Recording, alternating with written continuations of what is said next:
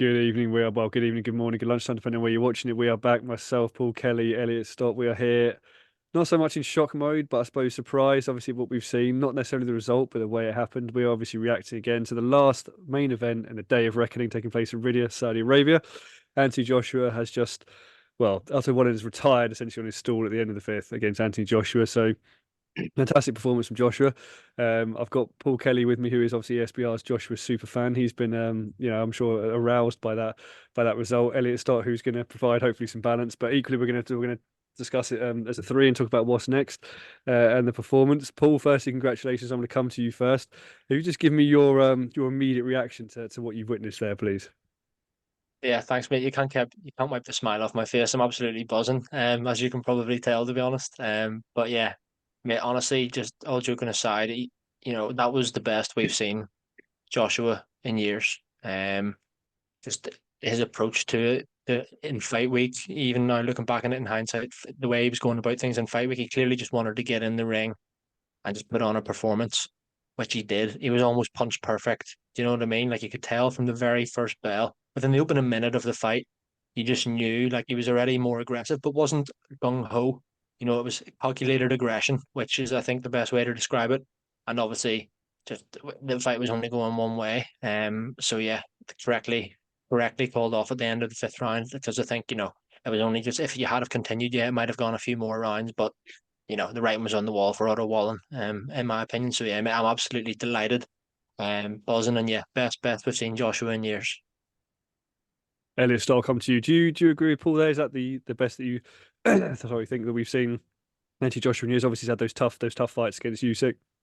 Obviously, had the stoppage victory against the kind of elderly, shall we say, Kubrat Pulev, and then obviously Jermaine Franklin, incredible victory on points. Then Hellenius, not really in the same league, stopped him as well. But do you think this is the best we've seen? And do you agree with Paul similarly that it was a punch perfect performance full of calculated aggression from Anthony Joshua? Yeah, to be honest, it's a bit nostalgic being positive about an Anthony Joshua fight.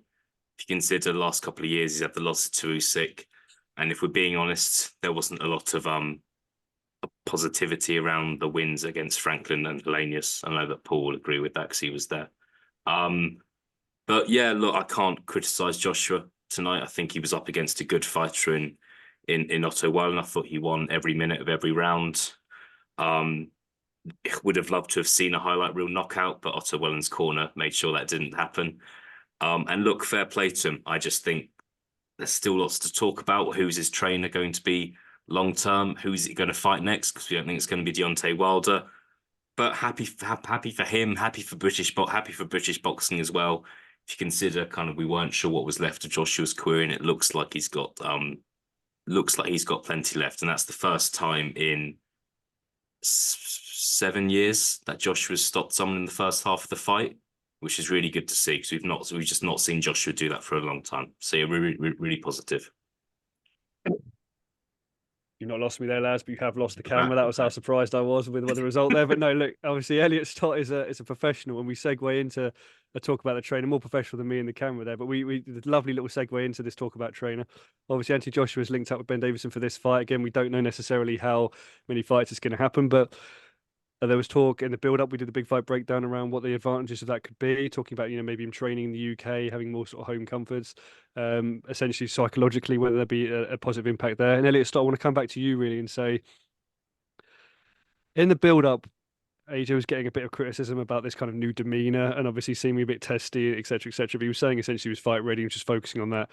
Did you notice anything build up and in the fight itself which you can maybe say was different between this working relationship that he's had with Ben Davison and previous? Whether that can be style, that can be sort of personality, attitude. What did you notice about the Anthony Joshua coming to this fight, please? I thought that Joshua had an opponent that he could genuinely get up for. If you consider this year, like, was he excited by the Jermaine Franklin fight? I'm not convinced. With a week to go, he was supposed to fight Dillian White, which I think he was up for. And then all of a sudden he's fighting Robert Helenius, which I do think was quite a big downgrade, even from a Dillian White who was past his best. So I think I think he was just up for this fight. I think one thing that was interesting was that, like a lot of the fights on the card tonight, there wasn't a lot of time for Joshua to prepare, in the same way there wasn't a lot of time for Wilder or Parker to prepare. And I think maybe that's not a bad thing. He didn't have time to overcomplicate things, overthink things. He wasn't traveling back and forwards to America. So those were the changes that I would that I would point out in fight week. What was kind of going on when with the awkward in exchanges with Dev Sarney? I'm not quite sure. We'll have to see what happens in the future with the two of them. But I think that was the main difference. Joshua was he was in a fight that he was genuinely up for, and he just kind of wanted to get in there. Well, you are obviously an anti-Joshua super fan, but you're also known for being a Lee Wood super fan. Lee Wood also trained by Ben Davison, so I suppose by proxy that makes you also a bit of a Ben Davison super fan. And I was wondering if I could ask you as well what you think, what changes you've noticed in Anthony Joshua and Ben Davison's working relationship compared to Anthony Joshua beforehand, please. Yeah, mate, that's as we've both said, as all three of us have said, that's the best he's looked in a long while. And you've got to put that down to being with Ben Davison. Well, not the only reason, but it's got to be one of the main reasons. You look at since leaving Robert McCracken, he's had what, three different coaches. Joshua probably learned different things under each of them, but it hasn't looked great. Let's be honest, he hasn't looked totally great. That's the best he's looked since the old AJ that we all talk about, and it's been with Ben Davison. So for me, that's the team now. That's the best version of Anthony Joshua has to be with Ben Davison now, because why would he go back to Derek James? No, Derek James, world class trainer, but why would you go back to Derek James when you quite clearly put in a better performance under the tutelage and coaching of Ben Davison? For me, they must just gel. Something seems to be working. A good working relationship between the two of them. And yeah, mate, I just think that we saw there, as I said at the very beginning, the calculated aggression. I think Ben Davison's maybe made him just believe a little bit more again. Just saying, maybe might have said something. It might have been simple, like the way he was set, he was going in, he was stepping in on his jab again, rather than he was just throwing the jab out against Hellenius and Franklin. I'd say, but see that one there, he was throwing out the jab with bad intentions there, against Otto Wallin, following it up with a straight right hand against the southpaw. And then following up with a left hook, it wasn't just throwing the jab; it was throwing the jab with intent to then set up an attack, which it's basics that he would have learned back in the Olympic days, but he's maybe just forgotten about his career as his career has progressed. But mate, yeah, I think that's got to be the working relationship now, Ben Davison and Anthony Joshua. Paul, I think you're absolutely spot on. I think there was the jab with intent. He wasn't throwing it as upright as he was previously. The right hand wasn't really getting thrown previously. There was that hesitation, which did seem to be lacking. So he seems to have overcome that mental block. I also kind of agree with what Elliot Stott was saying in the way that Otto Wallin was in a way tailor made for him, AJ. I think in some ways. And before we get on to kind of what's next, and we continue to talk about AJ, I wanted just to have a kind of word actually with both of you on Otto Wallin, who is ranked number 10, Ring Magazine top 10 heavyweight there. Comes into this fight obviously with a victory over Murat Gassiev. Other victories against the likes of Sokolovsky, Brazil. But then you look at like obviously the Fury loss that he had there, where his stock kind of went up, but Fury was badly obviously cut in that fight. There was talk about him fighting Dillian White at one point. Didn't obviously happen for various reasons. And I just want to kind of get your kind of summary, really. It can be a minute or so, of where you kind of place Otto Wallin after that. Whether you feel you learned anything about Otto Wallin after that, who you necessarily like to see Otto Wallin fight potentially after this, before we move on to AJ. I mean, he's had 28 fights, so again, not a quite a seasoned record, to be honest, within seasoned amount of experience. Where you necessarily place him next, Paul? We'll come back to you and just ask you for your thoughts on Otto Wallin, really, and where you see him going from there. Yeah, well, when you look at it, we often judge fighters by their defeats, don't we? And his two defeats are to Anthony Joshua and Tyson Fury. So that's, elite company. But it's just the manner of defeat there. Like as Elliot said, he didn't really win a minute at all. He didn't win even 30-second exchange of the fight. But can we just judge him off that? That's the best AJ we've seen in years. He made it, on another day. I know a few members of ESBR were back in Wallin to win that fight, but yeah, it just wasn't to be. I think that he's maybe not. If he is the top 10 heavyweight, he's right on the peripheries just of the top 10. Don't get me wrong. I think there's a big gap and kind of a disparity between the top, I'd say 4 or 5 heavyweights maybe, and then the rest, if you know what I mean. You've got Fury, Usyk, Joshua, maybe Zhang now.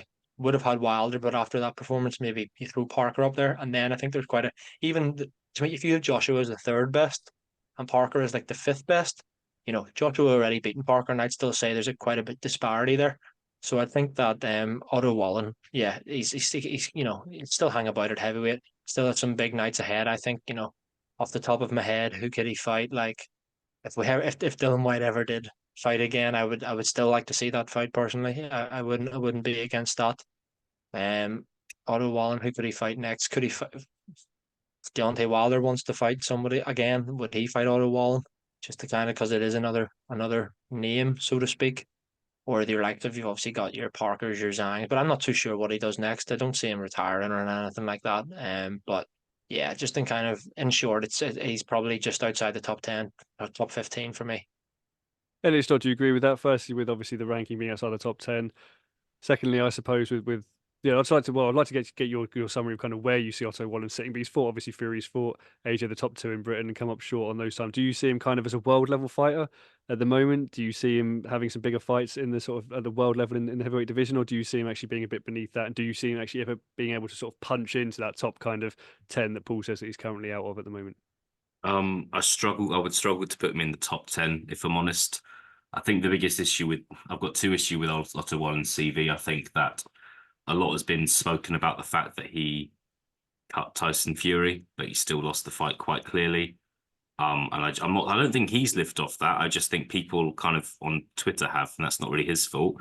And also, I thought it was a good win against Gassiev, but I don't think there's any proof that Gassiev's a top heavyweight. He was a top cruiserweight. I don't think he's a top heavyweight. And when you take that away, I think he's beaten Dominic Brazil. So I don't think he's got a hugely impressive resume. But at the same time, like, as we said in our call in for the last fight between Wilder and Parker earlier, it's so important to focus on the fact that Joshua's won rather than Wallin's lost. I don't want to take anything away from Joshua, but is Wallin the top 10 heavyweight? No. Top 15, maybe. Would I want to see him fight again? Sure. We want to see more heavyweight fights. So I'd happy to see Wallin fight Wilder, Andy Ruiz, Daniel Dubois, like any of these guys, and see how he gets on. I'm not going to just judge him off tonight.